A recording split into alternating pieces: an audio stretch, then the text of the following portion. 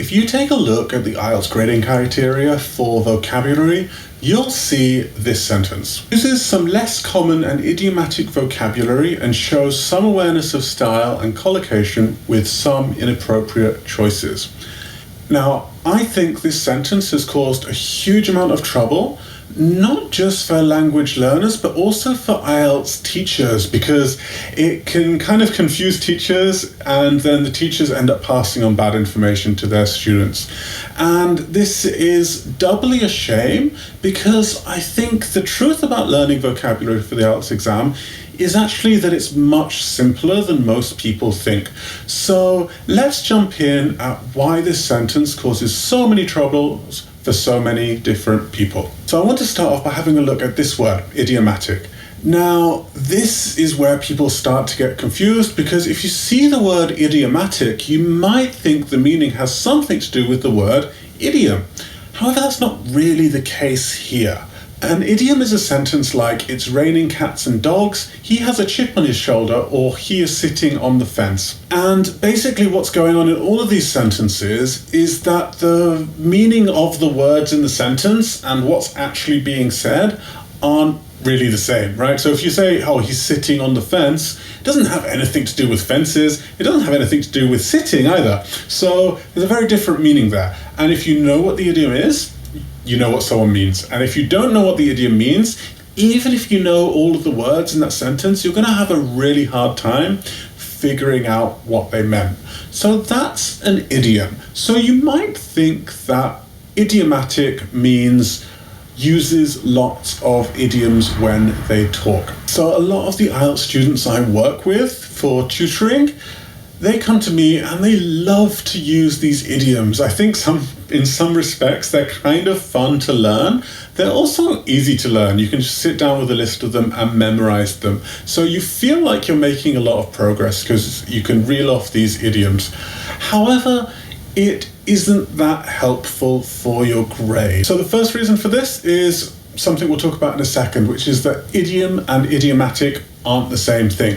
But the second reason for this is idioms are usually used in quite informal situations. So in the IELTS, and especially in IELTS writing, you don't want to be writing these things down. They might be a little bit more acceptable in the speaking section, but as I'll explain, they aren't very helpful. So let's turn away from idioms and start looking at this word idiomatic. So what does idiomatic mean? Well, it's actually related far more to another word in this IELTS grading criteria, which is collocation.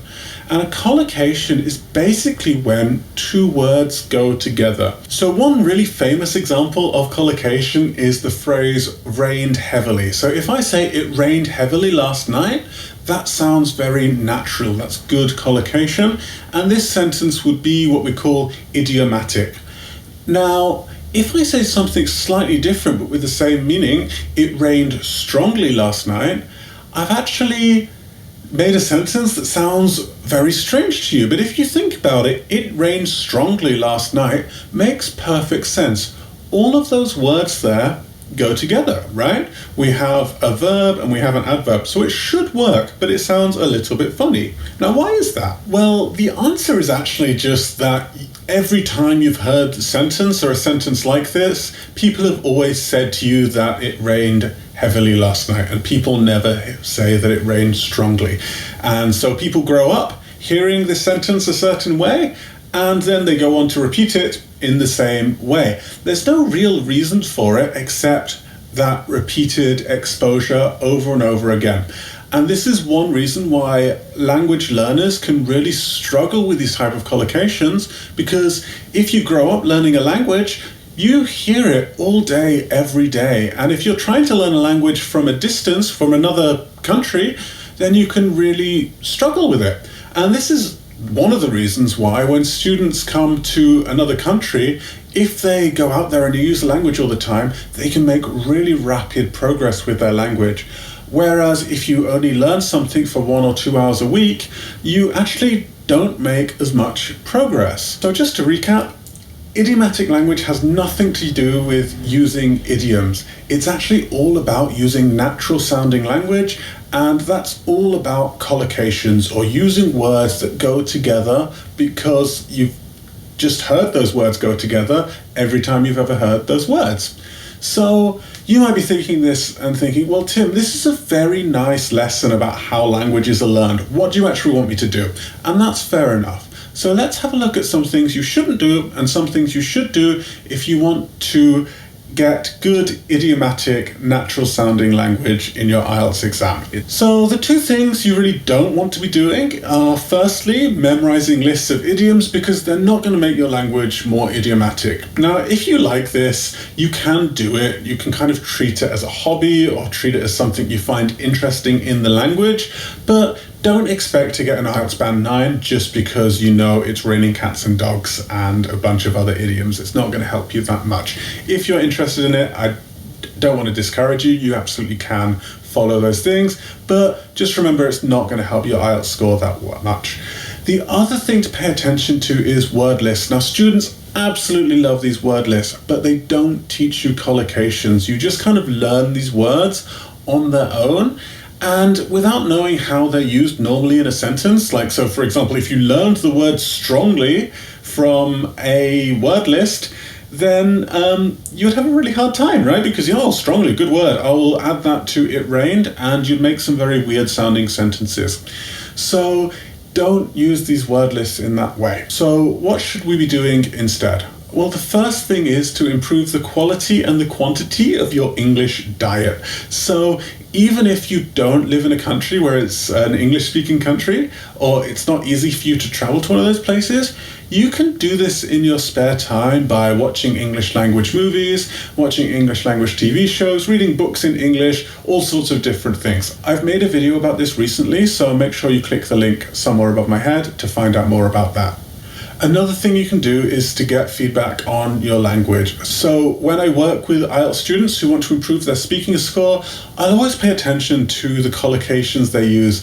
And sometimes they might make lots of mistakes with it, sometimes it might just be a few, but they usually make fairly quick progress because it will often be the same thing over and over again. So when they start to fix those things, it removes quite a lot of the errors from their speech. And the third way of studying these is simply to pay attention to it.